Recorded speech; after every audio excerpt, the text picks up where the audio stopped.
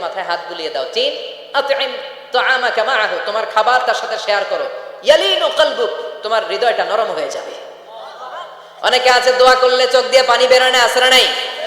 কঠিন হৃদয়, হৃদয় নরম হয় না। এতিমের মাথায় হাত বুলিয়ে দিবেন, আপনার হৃদয়টারে নরম করে দিবে কে?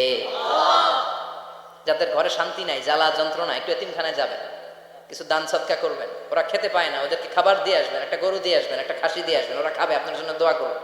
আর মাথায় একটু হাত বুলিয়ে দিয়েন। তুফাইয়াতিকা রাব্বুকা। এবার হাসরের ময়দানে বিশ্বনবীর কান্না দেখে কে?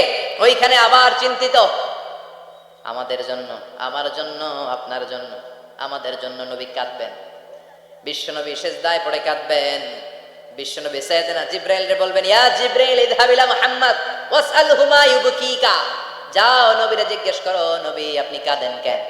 বিশ্বনবী তখনও মাথা উঠাবেন না, জিবরাইলের উত্তর দিবেন সিজদায় পড়ে থেকে।